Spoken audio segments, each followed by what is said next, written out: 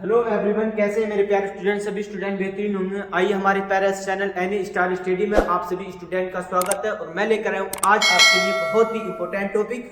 आज टॉपिक क्या, हमारा बायोलॉजी का जो हमारे बोर्ड एग्जाम में पूछा जाता है 10th और 12th में, जो यहाँ से 1 नंबर के क्वेश्चन, बहुत सारे क्वेश्चन बनते हैं। तो आइए मैं बताता हूँ आपको बहुत ही आसान तरीके से। और मैं लेकर आया हूँ आज आपके लिए डायग्राम के साथ और एनसीईआरटी को हेडलाइट करते हुए। सबसे मेन बात क्या मेरे प्यारे स्टूडेंट, जो हमारे क्वेश्चन आते हैं वो कहाँ से आते हैं, हेड एनसीईआरटी से आते हैं। तो आज एनसीईआरटी को पढ़ना बताता हूं मैं, कैसे पढ़ते हैं, किस तरीके से पढ़ते हैं। सबसे आसान तरीके से आज हम एनसीईआरटी को पढ़ेंगे। तो सबसे पहले इस ब्लड को बोला जाता है, इंग्लिश में इसे ब्लड बोलते हैं, हिंदी में जो एनसीईआरटी में बोला जाता है उसे रुधिर और रक्त भी बोला जाता है। ठीक, इन्हें ब्लड और रक्त यानी कि रुधिर, ये तीनों एक ही वर्ड है। ठीक है, तो इसी के साथ आज हम पढ़ने वाले। तो इससे पहले एक प्रक्रिया होती है हमारी। क्या प्रक्रिया होती है? एक प्रक्रिया होती है मेरे प्यारे स्टूडेंट, कौन सी? परिसंचरण तंत्र। यह परिसंचरण तंत्र कब होता है हमारे अंदर मेरे प्यारे स्टूडेंट? जब हम जीवित होते हैं। अब तुम जीवित है तो हम तुम्हें के अंदर परिसंचरण तंत्र हो रहा। मतलब कैसे? मतलब हम तुमने एक ऑक्सीजन लिया, देखो आपको डायग्राम में दिख रहा होगा, देखो दिख रहा होगा। ऑक्सीजन लिया हमने, ऑक्सीजन ली, फिर हमारे अब वो हमारी कोशिकाओं में जाएगी। ये देखो ब्लड जा रहा है, दिख रहा है ब्लड जाता हुआ, ब्लड जा रहा जो हमारे टांग की तरफ को जा रहा है ना, जो दिख रहा है जाता हुआ। फिर ये वापस आया, हमने फेफड़ों में गई, फेफड़ों में जाने के बाद हमने कार्बन डाइऑक्साइड छोड़ दी, बाहर निकाल दी, है ना। तो ये क्या हुआ? ये हुआ एक प्रकार का हमारे अंदर परिसंचरण। जो कार्बन डाइऑक्साइड की क्रिया जब हमने छोड़ी तो वो घट गई, और हमने ली तो वो बढ़। आपको दिख रहा होगा इस प्रकार की प्रक्रिया, एक तरफ को दिख रहा होगा, जो सबसे ऊपर लिख रहा होगा ब्लू कलर में, वो कार्बन डाइऑक्साइड, फिर उसके नीचे आरबीसी, फिर उसके नीचे है ऑक्सीजन, जो रेड कलर में दिख रही होगी। ये होती है हमारी परिसंचरण तंत्र। अब इसके बाद क्या पढ़ते हैं मेरे प्यारे स्टूडेंट? ब्लड होता है। मेरे प्यारे स्टूडेंट, सबसे पहले ब्लड का निर्माण कहाँ होता है? अच्छा, ब्लड, रुधिर का निर्माण, है ना, रुधिर का निर्माण। अच्छा, ये हुआ रुधिर का निर्माण। ठीक, रुधिर का निर्माण। अच्छा, अब रुधिर के निर्माण को, सर पहली बात तो ये, निर्माण को बोलते क्या? रुधिर के निर्माण को क्या बोलते हैं? रुधिर को, इसका निर्माण जो था उसे बोलते हैं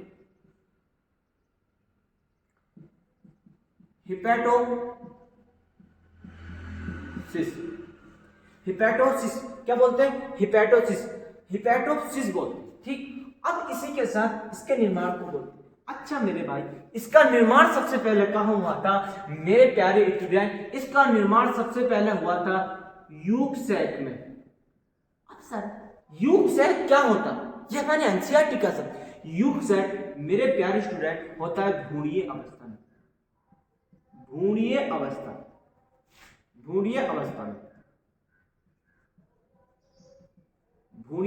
में। अच्छा, फिर इसके बाद हमारे रुधिर मतलब रक्त का निर्माण कहाँ होगा? तो मेरे भाई जो होता वो होता है यकृत में, जिसे बोलते हैं हम लीवर के बाद मेरे प्यारे स्टूडेंट रक्त का निर्माण होता हमारा प्लीहा में, जिसे मेरे भाई आपसे पूछ लिया जाता है। ये बहुत ज्यादा क्वेश्चन आता, जिसे आरबीसी का कब्रिस्तान भी कहा जाता है। जिसे आरबीसी का कब्रिस्तान भी कहा जाता है मेरे प्यारे स्टूडेंट, प्लीहा। फिर इसके बाद निर्माण कहाँ होता है हमारे रुधिर का? तो वो होता है मेरे प्यारे स्टूडेंट प्लाज्मा। काय में होता है मेरे स्टूडेंट? प्लाज्मा में। अच्छा मेरे प्यारे स्टूडेंट, मतलब प्लाज्मा में सबसे ज्यादा रुधिर कहाँ पाया जाता? तो मेरे प्यारे स्टूडेंट देखो, ये क्या है आपको दिख रही होगी, ये एक हड्डी। ठीक है, ये हड्डी, इतने भाग को बोलते हैं एप्सिस बोला जाता है इसको। लेकिन इस हड्डी के बीच में ये होता है हमारा प्लाज्मा। इस प्लाज्मा में रुधिर पाया जाता है, सबसे ज्यादा रुधिर इस हड्डी में पाया जाता है। ये इतने भाग को एप्सिस बोला जाता, ये तो इसे बोला जाता। अब ये होता है मेरे प्यारे स्टूडेंट, है ना। ठीक, ये रक्त पाया जाता, इसे बोला जाता प्लाज्मा। प्लाज्मा में यहाँ पर रक्त पाया जाता। अच्छा सर, क्या इसमें नहीं पाया जाता? मेरे प्यारे स्टूडेंट, पाया जाता है इसमें रक्त, लेकिन हड्डी में सबसे ज्यादा जो रक्त पाया जाता वो एप्सिस के प्लाज्मा में पाया जाता, इस जगह पर एप्सिस में। ठीक, इसी के बाद अब ये क्या सर, ये तो निर्माण है, ये तो इसका निर्माण है क्या, हिपैटोसिस। हिपैटोसिस। अब सर इसका अध्ययन को क्या कहते हैं, हिपैटोलॉजी। रुधिर के अध्ययन को क्या जाता है, हिपैटोलॉजी।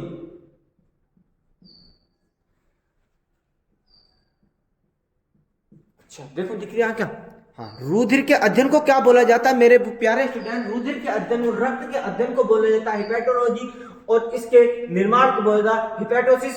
अच्छा सर, अब सबसे पहले हमारा, फिर दोबारा सुनो, सबसे पहले रक्त कहाँ पाया जाता है मेरे पास, यू सैक में, यूक सैक में। ये यूक सैक कहाँ होता मेरे प्यारे स्टूडेंट, भ्रूणीय अवस्था में होता है। कहाँ होता, भ्रूणीय अवस्था में होता। फिर यकृत, फिर हमारा जो ब्लड पाया जाता यकृत में पाया जाता, फिर कहाँ पाया जाता, प्लीहा में पाया जाता, फिर कहाँ पाया जाता, प्लाज्मा में पाया जाता। मेरे प्यारे स्टूडेंट, क्या ये आपको सभी को समझ में आया? देखो आपको दिख रहा होगा, आपको दिख रहा होगा, ब्लड दिख गया। अब इसी के साथ देखो आगे चलते हैं, इसके नोट बनाओ, इसको काटो जरा स्पीड के साथ पढ़ेंगे आज, क्योंकि भाई हम अब इसके बाद हमें क्या पढ़ना है मेरे प्यारे स्टूडेंट, हमने देख लिया। अच्छा सर, रक्त होता है ना, रक्त को दो प्रकार में बांट दिया मेरे प्यारे स्टूडेंट, काय में बांट दिया, एक बांट दिया प्लाज्मा, प्लाज्मा में, और एक बांट दिया लसिका में।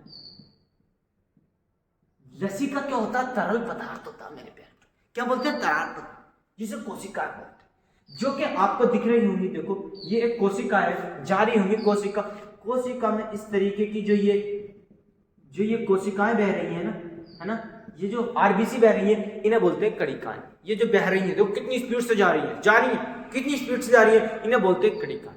ठीक, इसी के साथ हम मेरे प्यार से थोड़ी सी बात एक और इंपॉर्टेंट आई मेरे प्यार से, सबसे बड़ी ग्रंथि,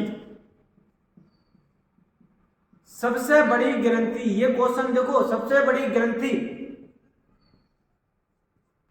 क्या होती है, किसे कहा जाता है, यकृत, जिसे हम लीवर बोलते हैं, लीवर को कहा जाता है। सबसे बड़ी ग्रंथि क्या होती है, यकृत, याद रख लेना, सबसे बड़ी ग्रंथि क्या होती है, यकृत। पीएच, रक्त का पीएच मान कितना होता है मेरे प्यारे स्टूडेंट, रक्त का पीएच मान होता है मेरे प्यारे स्टूडेंट 7.35 से लेकर 7.445, कितना होता, 7.35, ठीक, से इतना भी होता है 7.45, ठीक, ये होता है हमारा पीएच। आई बात समझ? लेकिन सबसे बड़ी अंतःस्रावित ग्रंथि किसे कहा जाता है, थायराइड। ये अंतःस्रावित ग्रंथि, अंतःस्रावित ग्रंथि जो होती है उसे बोलते हैं थायराइड। सबसे बड़ी ग्रंथि कौन सी होती है, थायराइड।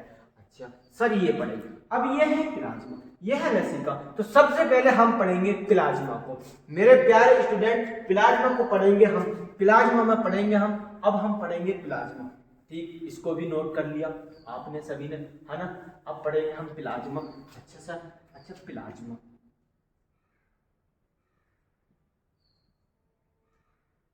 यह है प्लाज्मा। प्लाज्मा में, प्लाज्मा रुधिर मतलब रक्त है ना, रक्त। प्लाज्मा, ये क्या, लसिका, लसिका। मेरे प्यारे स्टूडेंट, प्लाज्मा कितने परसेंट पाया जाता है रुधिर में, प्लाज्मा पाया जाता है मेरे प्यारे स्टूडेंट 55%। कितना परसेंट पाया जाता है, यहां से बात बनती है और यहां से बनता है टॉपिक, और यहां से समझ में नहीं आता कितने परसेंट प्लाज्मा बनता है रुधिर में, हमारे कितने परसेंट मिलता है, 55%।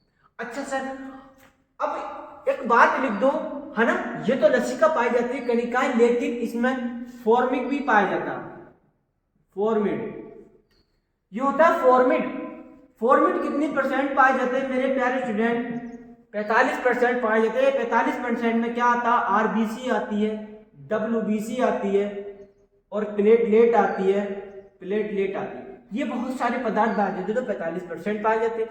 लेकिन हम पढ़ने वाले हैं प्लाज्मा को। ये मैंने एक एक्स्ट्रा बात बता दी जो कि हम आगे पढ़ेंगे, लेकिन अभी नहीं पढ़ रहे, तो हम इसको रफ कर देते हैं। तो 45 और 55 100 हो गया। अब मेरे प्यारे स्टूडेंट, ये जो 45% प्लाज्मा पाया जाता, तो 55% जो प्लाज्मा पाया जाता, तो 55% में से 90 से 92% जो पाया जाता मेरे प्यारे स्टूडेंट, वो पाया जाता जल। और जो बाकी बचा वो 6 से 8% पाया जाता है मेरे प्यारे स्टूडेंट। कुछ केमिकल पदार्थ पाए जाते हैं, कुछ प्रोटीन पाए जाते हैं। क्या पाए जाते हैं? प्रोटीन। कितना परसेंट पाया जाता है? 90% पाया जाता है। एक मिनट, दिख नहीं रहा है ना भाई, पहले बता दो ना यार, दिख नहीं रहा है ना, ज्यादा बाहर लिख देना, दिख नहीं रहा। आओ चलो कोई नहीं, अब दिख रहा। कितने परसेंट पाया जाता है? 92%। कितना पाया जाता है? 92%। भाई 92% जो पाया जाता है जल। और अच्छा 6.8% क्या पाया जाता? हमारे प्रोटीन पाए जाते, कुछ केमिकल पदार्थ पाए जाते, जैसे हो गया सोडियम, हो गया कैल्शियम, हो गया मैग्नीशियम, हो गया। मेरे प्यारे स्टूडेंट, कुछ ये पदार्थ पाए जाते हैं इसके अंदर, हमारे ब्लड के अंदर। अब देखिए आपके सामने ये एनसीईआरटी आ चुकी होगी। एनसीईआरटी में हेडलाइट कर दिया है, हेडलाइट कर दिया है एनसीईआरटी में, आपको दिख रहा होगा।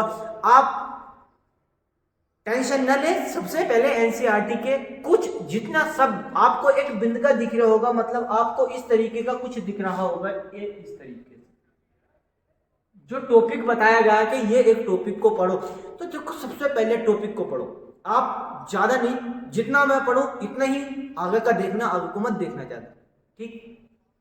सबसे पहले हमारी एनसीईआरटी में क्या लिखा है? ये क्या है? प्लाज्मा, ठीक है, जिसे प्लेज्मा भी बोलते हैं, ठीक। ये होता है प्लाज्मा। प्लाज्मा जो होता एक प्रद्रव्य पदार्थ है, मतलब द्रव्य सा पदार्थ है हमारा, ठीक। एनसीईआरटी को मैं सही से पढ़ना सिखाता हूँ आज सभी को। फिर इसके बाद एक पॉइंट सा लग रहा है, इसमें लिख रहा है जो हमारे गुलाबी कलर से हेडलाइट हुआ है, सिर्फ गुलाबी कलर के हेडलाइट को देखें, क्या लिखा है इसमें? क्या लिखा है? ये हल्के पीले रंग का गाढ़ा तरल पदार्थ, मतलब हल्के पीले रंग का, भाई ज्यादा पीले रंग का नहीं है, ज्यादा पीले रंग का पदार्थ नहीं है, ये हल्के पीले रंग का पदार्थ है। ये सिर्फ आपकी एनसीईआरटी में लिखा है। आप सभी स्टूडेंट ने देखा होगा, किसी भी लैब में गए होंगे, आप सभी लैब में गए होंगे, जो आप लैब में गए होंगे तो आपने उनकी जो बोतल होती है ना, जो हल्की सी इतनी बड़ी वो बोतल होती है, क्या बोलते हैं उसको, नहीं नाम याद नहीं आ रहा है ना, उसमें ऊपर साइड में जो था वो होता है प्लाज्मा, नीचे साइड में बैठ जाते हैं वो कुछ कणिकाएं बैठ जाती है, कुछ पदार्थ बैठ जाते हैं, ठीक। अब इसी के साथ अगली हेडलाइन, अगली लाइन पढ़ो। अगली लाइन में क्या लिखा है? देखो अगली लाइन जो हमारी येलो कलर से लिखी है, उसमें क्या है? जो रक्त के आयतन लगभग 55% पाया जाता है। जो रक्त में, जो हमारे रक्त में मेरे प्यारे स्टूडेंट 55% पाया जाता है। कौन? प्लाज्मा। कितने परसेंट पाया जाता है? 55%। दिख रहा है आपको? 55% पाया जाता है, ठीक। अब इसी के साथ आगे क्या है? द्रव्य में 90 से 92% जल होता है। अच्छा सर, क्या बोला? फिर द्रव्य में मतलब इसमें 55% में से 92 से 90% जो होता है वो मेरे प्यारे स्टूडेंट जल पाया जाता है। ये हमारी एनसीईआरटी में लिखा है, ठीक है, इतना जल पाया जाता है। फिर 6 से 8% प्रोटीन पदार्थ होते हैं, मतलब 6 से 8% प्रोटीन पदार्थ होते हैं मेरे प्यारे स्टूडेंट। अब 6 से 8% प्रोटीन पदार्थ कौन से होते हैं? देखो फाइब्रिनोजन, क्या कौन सा होता है? फाइब्रिनोजन। अच्छा सर, ये फाइब्रिनोजन क्या होता है? ये भी आप पढ़ेंगे, ठीक। तो कितने, जो हमारे एनसीईआरटी में ये 3 प्रोटीन दे रखे हैं, ये आपको याद करने होंगे। कौन कौन से मेरे प्यारे स्टूडेंट? सबसे पहला है हमारा कौन सा? फाइब्रिनोजन, ग्लोबुलिन तथा एल्बुमिन, जो प्लाज्मा में उपस्थित मुख्य प्रोटीन है, जो सबसे मेन प्रोटीन है मेरे प्यारे स्टूडेंट। इन तीनों प्रोटीनों को आप लिख लेना अपनी नोड्स में। कौन कौन से? फाइब्रिनोजन। कौन कौन से मेरे प्यारे स्टूडेंट? फाइब्रिनोजन, ग्लोबुलिन तथा एल्ब्यूमिन। ये प्लाज्मा में सबसे मोस्ट और इम्पोर्टेंट जो महत्वपूर्ण है वो ये वाले प्रोटीन है। अब इसी के साथ अगली देखो, अगली हेडिंग में क्या लिखा है? जो फाइब्रिनोजन होता है मेरे प्यारे स्टूडेंट, फाइब्रिनोजन की आवश्यकता रक्त धक्का बनाने या स्कंदन में होती है। अब मेरे प्यारे स्टूडेंट कंफ्यूज हो गए, फाइब्रिनोजन स्कंदन बनाने में। मेरे प्यारे स्टूडेंट, क्या आप सभी स्टूडेंट के कभी चोट लगी? क्या अब कभी स्टूडेंट कहीं चीज से कट गए हो, मतलब कट गए हो, या कभी आप गिरे हो जो छिल चुके हो, तो आपके ऊपर जो चोट के ऊपर प्लाज्मा आ जाता है, जो प्लाज्मा आता है ना, प्लाज्मा, तो वो प्लाज्मा वो ऊपर जो दिखता है तो धक्का बनाने का काम करता, वो फाइब्रिनोजन का। ये जो प्रोटीन काम करता, ये चोट को, ब्लड को रोकने का काम करता है। इसीलिए आगे वाली बात पढ़ो, किस लिए करता है? बिल्कुल, अब क्या है? ग्लोबुलिन का उपयोग शरीर के, काय के मेरे प्यारे स्टूडेंट, ग्लोबुलिन का उपयोग शरीर के प्रतिरक्षा तंत्र में होता, जो हमारे शरीर में कुछ पदार्थ होते हैं उनको स्वतंत्र रखने के लिए ये काम करता है। आपकी ये बात समझना। अब अगली हेडलाइन में क्या लिखा? फिर गुलाबी कलर से लिखी है कि एल्ब्यूमिन का उपयोग परासरणीय संतुलन के लिए होता है। मतलब संतुलन के लिए, मतलब किस संतुलन के लिए? क्या आपने कभी अंडा खाया है, कभी आपने दूध पिया है, तो उसमें जो पाया जाता है ये हमारा प्रोटीन पाया जाता है। ठीक, यहां तक बात क्लियर। अभी इसके आगे फिर एक आपको लकीर से बिल्का से दिखा, उसमें क्या लिखा? देखो, प्लाज्मा में अनेक खनिज आयन जैसे सोडियम Na+ दिख रहा होगा, Ca++ दिख रहा होगा, तो कंफ्यूज मत हो ना। Ca++ का मतलब 2 चार्ज, Mg+ का मतलब 2+ के चार्ज। इस तरीके से होता है। देखो इस तरीके से, अब मैं आपको दिखाता हूं, इसी तरीके से होगा। देखो ये दिख रहा होगा तुम्हें Mg+ के 2 चार्ज, इस तरीके से लिखा, लेकिन इसमें एनसीईआरटी में डबल करके दिखा दिया। फिर इसी के साथ क्लोरीन, ये भी है, अत्यधिक पाया जाता है शरीर में। जो अब हमारी नीली कलर से है, इसको पढ़ो, देखो ध्यान से पढ़ो, क्या लिख रहा है इसमें? शरीर में प्रकरण की आवश्यकता में होने के कारण ग्लूकोज, अमीनो अम्ल तथा लिपिड भी प्लाज्मा में पाए जाते हैं। अच्छा सर, मतलब शरीर में संक्रमण की आवश्यकता, मतलब उसको आवश्यकता रखने के लिए जो होते हैं हमारे एमिनो, लिपिड, कुछ अन्य पदार्थ, मतलब बहुत सारे पदार्थ पाए जाते हैं। वो कौन से पदार्थ में पाए जाते हैं? वो 6 और 8% पदार्थ में पाए जाते हैं, जिसमें कि 90 से 92% जो होता है वो वाटर पाया जाता है। ठीक, रुधिर का धक्का बनाने अथवा स्कंदन के अनेक कारण पृथव्य के साथ निष्क्रिय दशा में रहते हैं। फिर अगली लाइन में, बिना धक्का संकदन कारकों के प्लाज्मा को सीरम कहते हैं। अच्छा सर, ये सीरम क्या कहते हैं? मतलब सिर्फ सीरम कहते किसे हैं, ये बात समझ में नहीं है। सीरम क्या भाई? ये लिखा था हमारी एनसीईआरटी में, सीरम किसे कहते हैं? सीरम।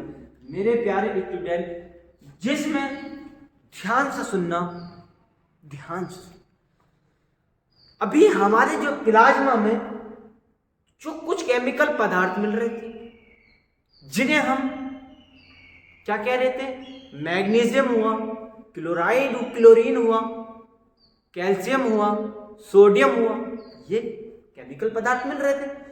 लेकिन जो हमारे चोट लगी, जैसे हमारे ब्लड में जो धक्का जमा, तो उसको किसने रोका? एक प्रोटीन था, किसका नाम? फाइब्रिनोजन। बिल्कुल सही बात, यहां तक तो सही बात। जब उस फाइब्रिनोजन में से हमने कुछ केमिकल पदार्थ निकाल दिए गए, जैसे मैग्नीशियम को निकाल दिया, सोडियम को निकाल दिया, तो जब उन केमिकल पदार्थों को निकाल दिया गया, तब बचता है हमारा सीरम। फिर बचता है हमारा सीरम, तो उसे कहा जाता है सीरम। तो क्या आपको ये प्रक्रियाएं, ये डायग्राम के साथ कुछ समझ में आया? अगर नहीं आया तो दोबारा वीडियो को देखें। देखो एक बात याद आई थोड़ी सी, यूं ही नहीं मिलती राह को मंजिल, दिल में कुछ जुनून सा जगाना पड़ता है। मैंने पूछा चिड़िया से कि कैसे बनाया आशियाना। चिड़िया बोली कि तिनका तिनका उठाकर लाना पड़ता है। तो मेरे प्यारे स्टूडेंटों, आप सभी को मेहनत करनी पड़ेगी। मेहनत करने वालों की कभी हार नहीं होती है, ये तो आप सभी को पता है। तो इस वीडियो को ज़्यादा से ज़्यादा अपने दोस्तों को शेयर करें और लाइक करें, चैनल को सब्सक्राइब करें।